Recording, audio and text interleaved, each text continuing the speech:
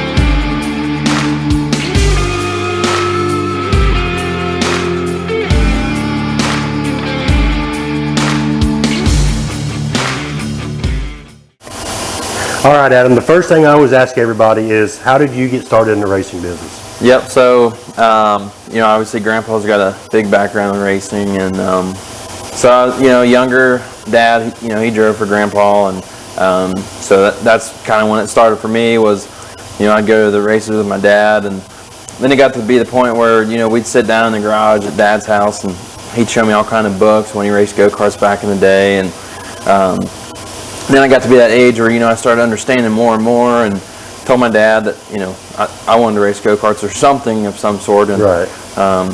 So he actually went out and, bought me a kart and my stepbrother a kart, and we raced for a while, and then just kind of, faded out of that scene a little bit just because, my mom, she had some health issues, and, obviously that's much more important. And so we kind of stopped that, and I was, of age at the time where Grandpa was still racing with Weasel and all them, and, I done got my fix of racing, so I still wanted to go, and started going with them, with Weasel, and, learning as much as I could, and knew where I wanted to go, once I probably got to that age where, Grandpa would let me in the car, and so just took in as much as I could, and then, when Weasel kind of stepped away, and I was still young, and my grandpa wanted my dad to drive again, so he asked my dad about driving, and he drove in 2013.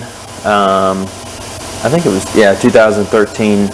He started driving again. I actually take it back. 12 was the first full year again for him in the modified, and he started running again in 13. And towards the end of 13, he had to have major knee surgery, and I had been in and out of the car, hit and miss, as far as like after the races or whatever. They'd let me go out and burn about 5 laps and get my feet wet. So kept doing that, and then he had to have that knee surgery there.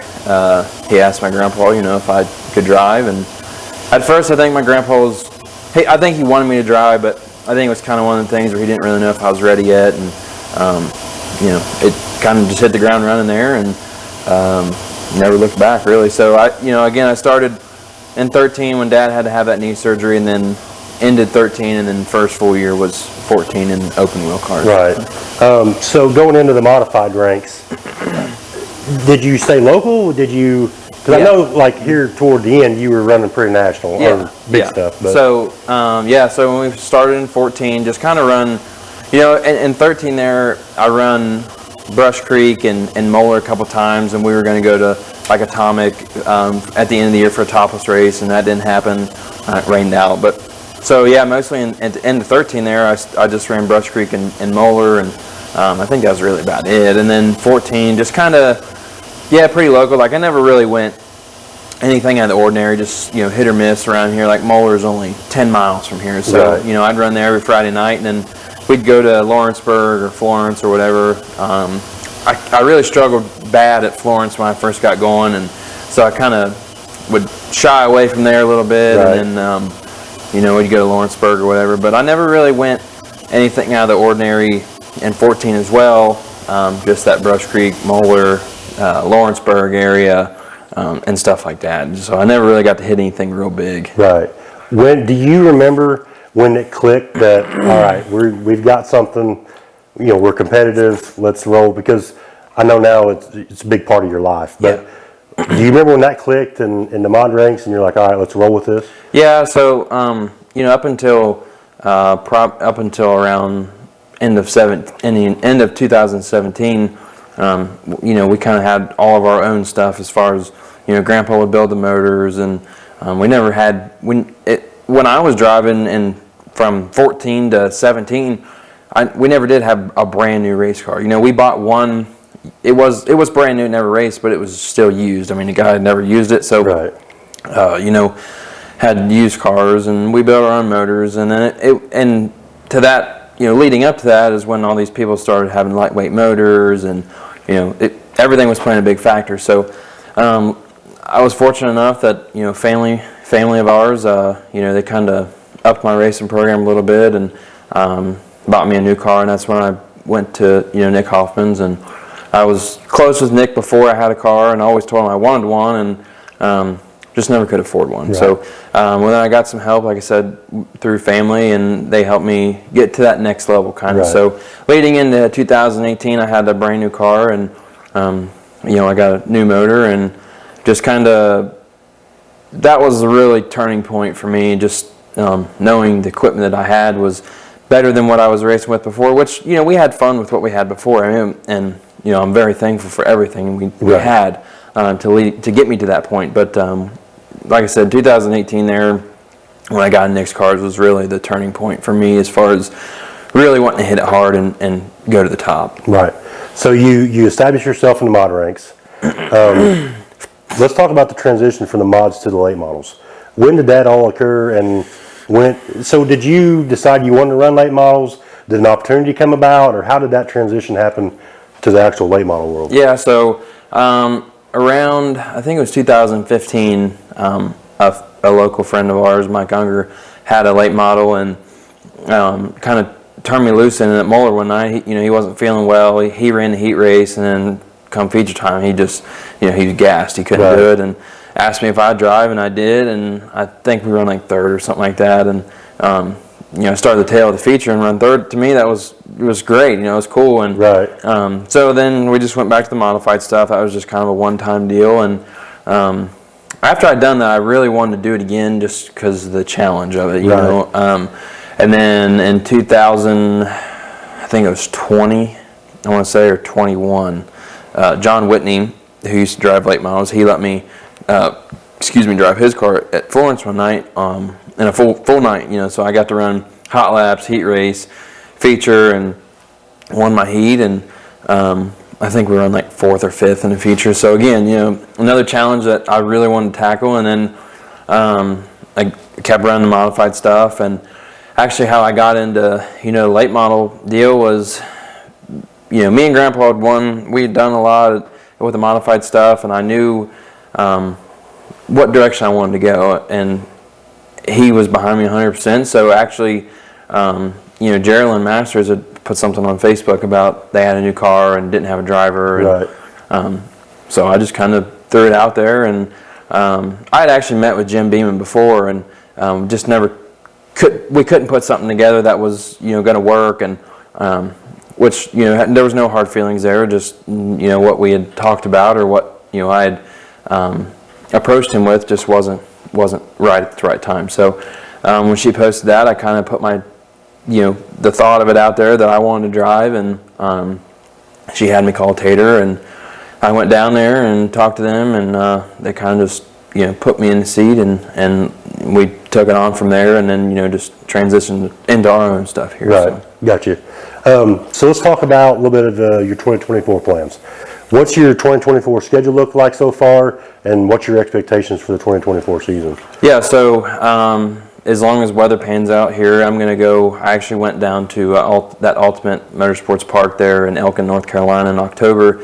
Did some testing with Fox. They do all my suspension stuff, and so I went down there and tested with them. And they got an XR Super Series event coming up February 23rd and 24th. So if weather pans out, weather's good, that's my, I'm planning on to hit that, and then come home from there, and then I know Florence Spring 50, I think, is like the 14th or something. So I'm going to do that. I don't really have any dedicated plans. I mean, I I've sat down and, typed out, some sort of schedule. Right. But really, once these places start releasing their schedules and, they pretty much show their events as, then I can sit down and make probably a good schedule. But up until then, just kind of, race whatever makes sense and just try to stay local. And I mean, you're talking 3, 4, 5 hour range that you can go race for some good money. So just no touring stuff, no like hell tour, nothing like that. Right. Just whatever we can do. And then the good part about where we live, you get to chase the weather too, depending on what time of year and stuff it is. So yeah, but so as far as like expectations for this year, last year, making that transition from driving for Tater and them, and then going into the gym stuff here around, we got to keep everything here at home. It was really stressful and really hard to to really have an expectation. And to a certain extent, I think we exceeded our expectations, right off the rip there. Went out and run second for that 10,000 win at Brush Creek the second night out in this thing. And, run good with a national series, with Lucas and Ward of Outlaws. But as far as this year, I mean, definitely want to win races. And in my mind, I think if we can go win 5 or more races, really, I mean, anywhere at this point, just getting my feet wet just to get a win would be great for me, and it always makes the next one easier. Right. Yep. All right. So we're gonna do the Fast 5 real quick. So I'm gonna ask you 5 questions, 1 word answer, or you can explain your answer however you want to do it. But I'll ask 5 questions, and then one after another. All right. Favorite movie? Probably The Beekeeper. Beekeeper. Yeah. Favorite food? Probably hibachi. Ooh.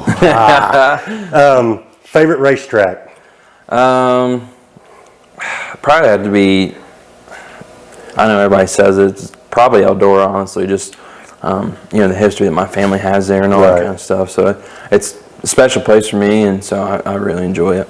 If somebody handed you $1 million, what would be the first thing you'd buy, non-racing related? Probably a house in this day and age. I guarantee it. Last one. If you weren't racing, if racing was not part of your life, what would be your go-to hobby? I don't know. I've definitely looked into like trail riding and all that kind of stuff. Yeah. I think as far as me being an outdoor person, that or I like to hunt a lot, so I'd probably go on a lot of hunting trips if racing wasn't in my cards. I always follow up on your and DJ's Facebook, especially during hunting season, because DJ's always sending me like videos and stuff like that. So. Yep. All right, that concludes the interview portion, and now we're going to walk around, talk about the shop, what he's got going on here at his home place. So stick with us. All right, so now we're going to do the shop tour portion of the shop talk. We're going to start in here because this is like the original, building room or whatever you want to call it. So we'll let Adam explain everything and go from there. So this portion of the building here was all original. This is the first part, and then Grandpa works every day next door, right on the other side of the wall here. So they built that on, and like I said, that's where he works at. But he spends a lot of time here too. So he's got his lathe here, and he's trying to teach me how to run it, but it's too complicated for me. I guarantee it. He's got his drill press, and he's had all this stuff for a long time, and you look at things and you think that that he just keeps everything in so much clutter, but I mean, I guarantee you everything in here he picks up and he uses. So it's really cool. It's really cool for me just because I know it means something to him, and so as long as it means something to him, it means something to me. So, he's got all his saws here, and uses them all the time. And this is kind of what's left of all of our modified stuff that we sold all of our modified operation. So he's got a motor out of our toter that we sold, and he's just kept that stuff in case we ever needed it. So generator there, he pulled out of a truck, didn't have a generator in case power went out of the house. They had a utility truck come in there with the junkyard next door and had a generator on it. So there's a use for everything, right? Yeah. So he pulled it out, and just in case he ever needs it. So here's our sheet metal brake Wonder how old that thing is, do you know? No, I don't know, but it's, I'm sure it's definitely done, a few hundred bodies. It had a lot of metal go through it, I guarantee it. Yeah, it's, we still do our own stuff, and Grandpa made his own bead roller. I think that's pretty cool. It is pretty cool. Yeah, some of these other ones you see that they got Metley Brothers, Yeah. foot pedal bead rollers, and he made his own bead roller, and just like the brake here. I mean, they made all this stuff up to set the sheet metal on there, and just back then, you didn't have, it wasn't an option to buy. You did your own stuff, so. That is awesome. Then he's got every piece of tubing I think he's ever laid eyes on here. I would say so. That he's kept, and over the years we've cleaned it up, and then it just clutters back. Just clutters back up.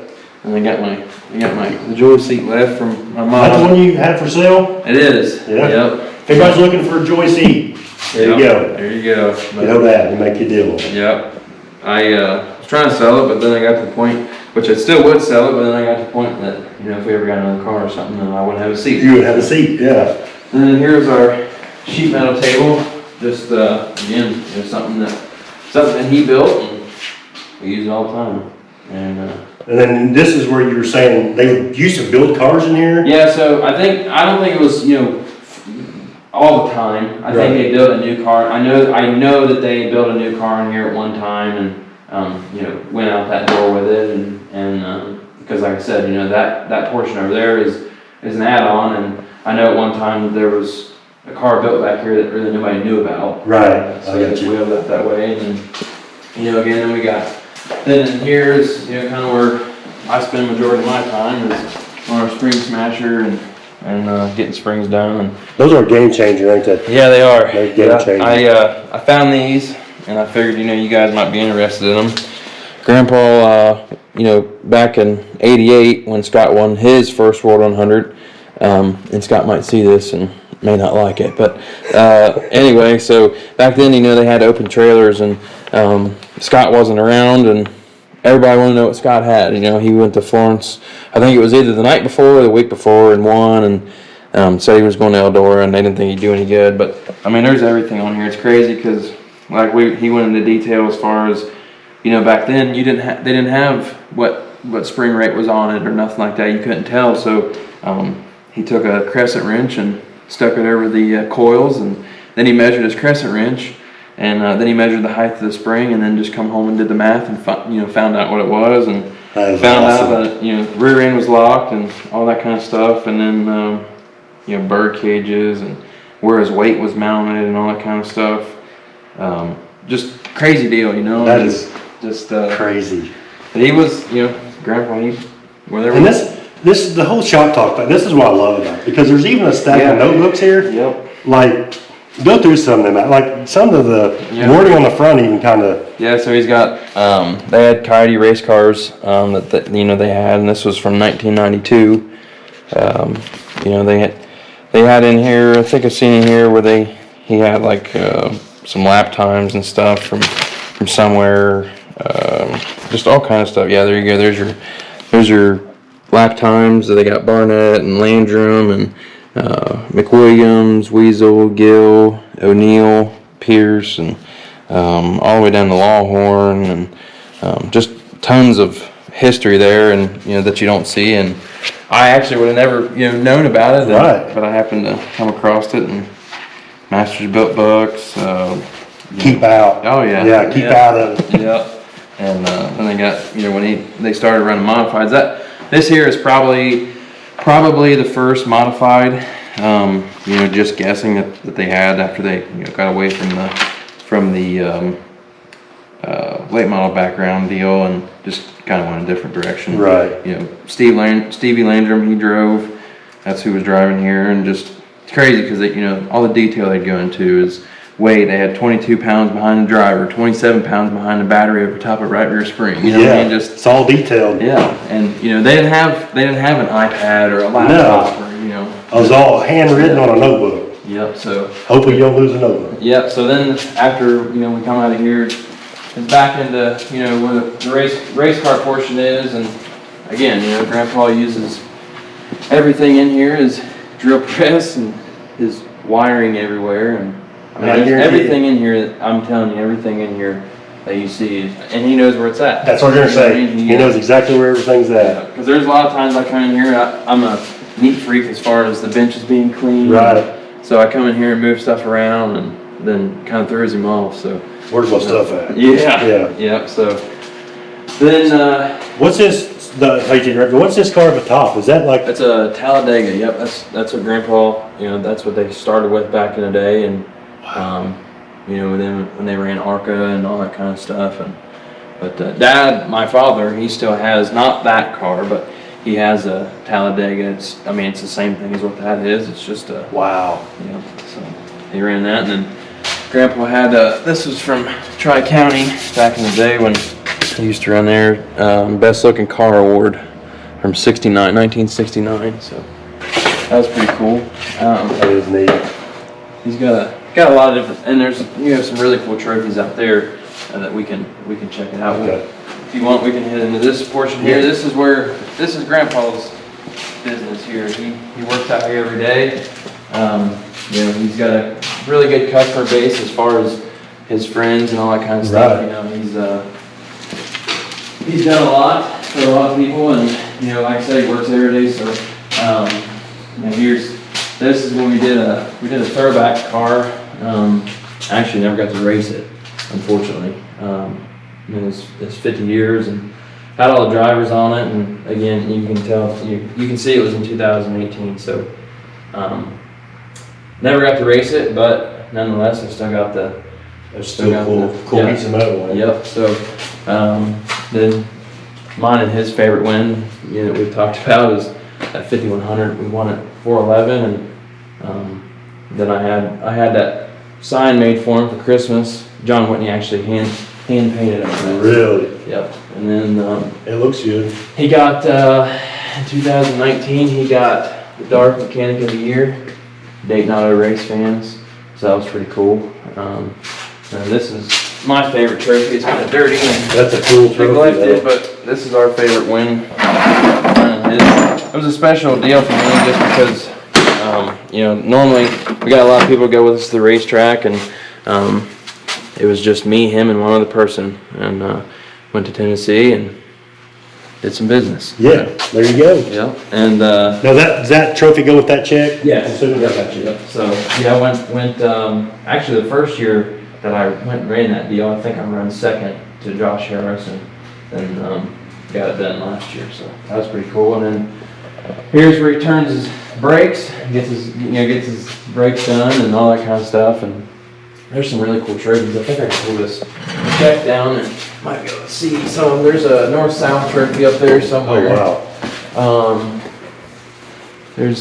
I know there's a one north-south for sure. I think there's a Latham somewhere up there. I can't really remember, but I think that one right there is a north-south. Let's see if I can pull it down maybe. Let's see. It's this one. Yeah, right here. It's What year is that? 1983, north-south 100. Year I was born. Yep. So that's 41 years ago. That's an 83. 40 years ago. This one is 83 as well. Muskingum County. So you were just at Devon's. Yeah.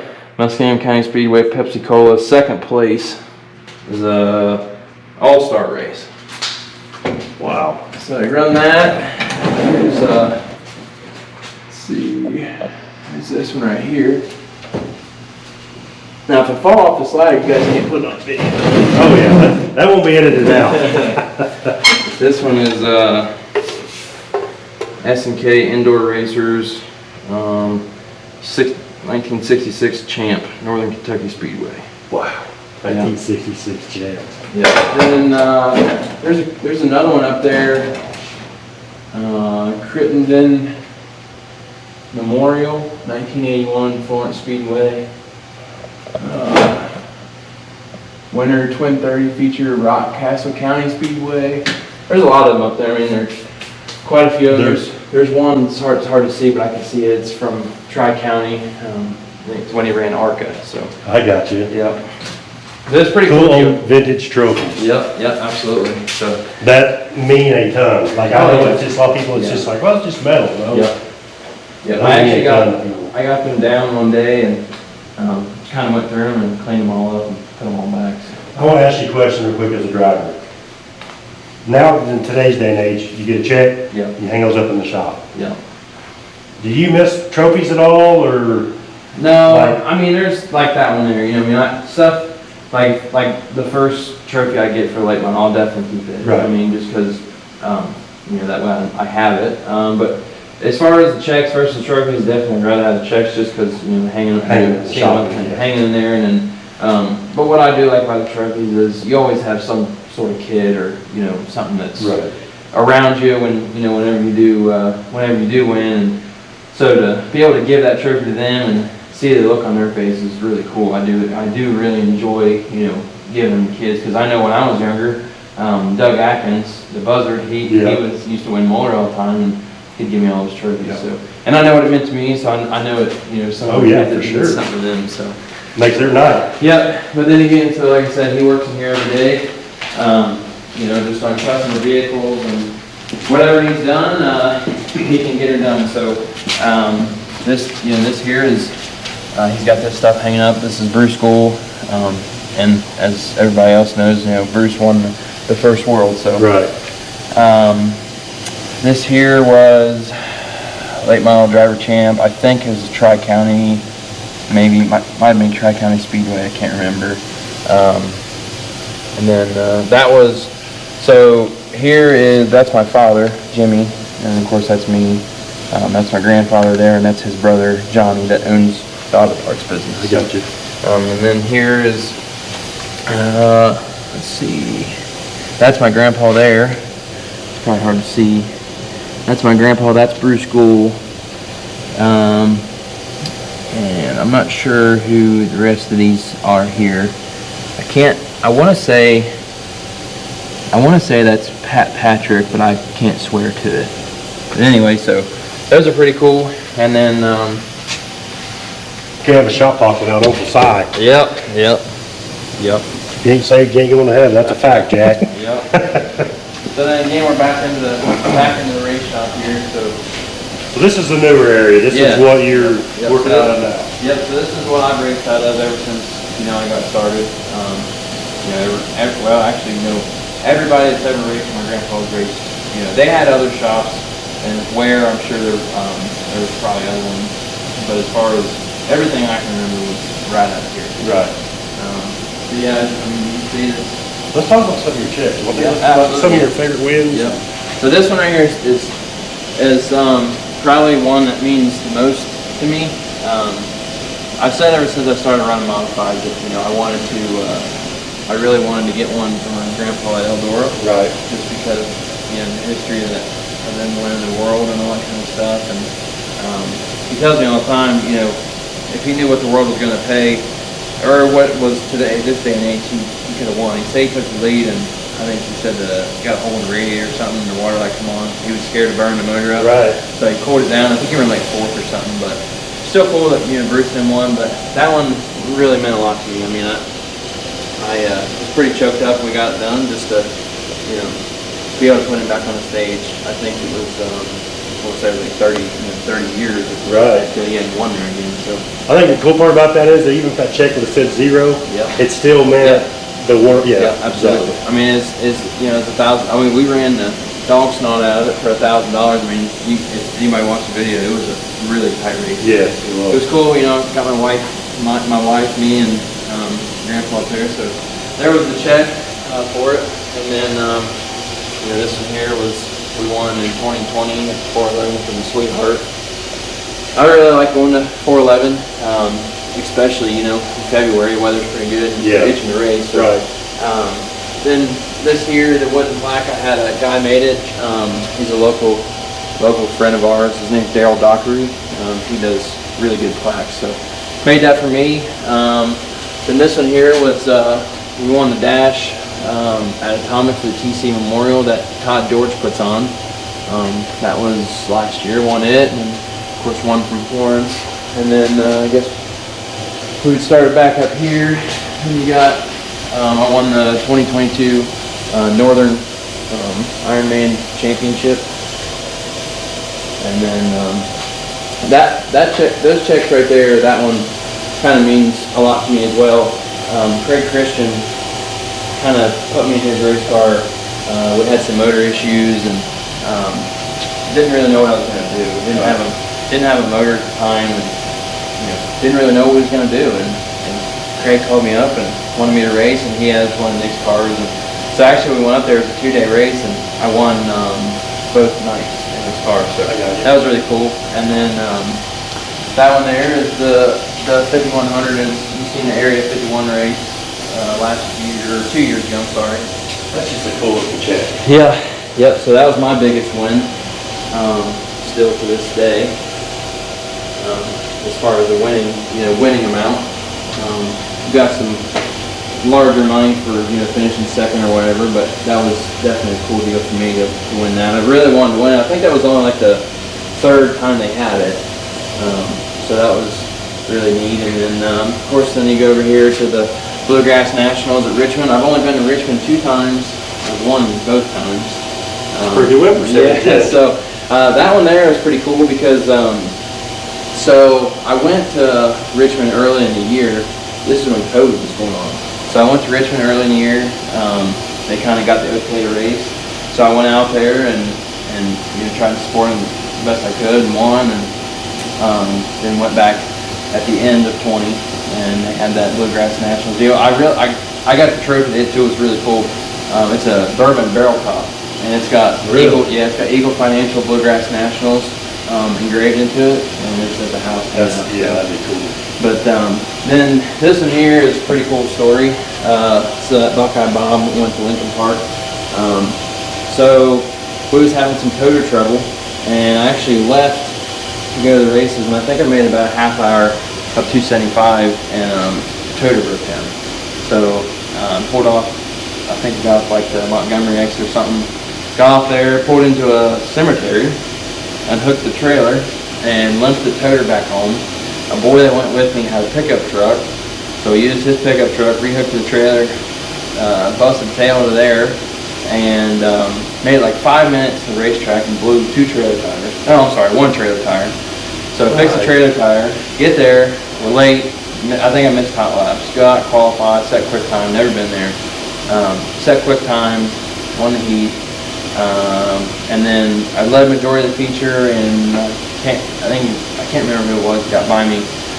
Caution come out was like 3 to go, and got back around. So that was pretty cool. That was a really cool race. We got they gave us a like a wagon, so it was like a sheet metal wagon, but it was like the little red wagon, but they had a modified body built on it, so that was pretty cool. That is cool. But you earned that $2,000. Yeah. So we got, and then of course I had the lap money with it, and then then this was my first modified win at Brownstown.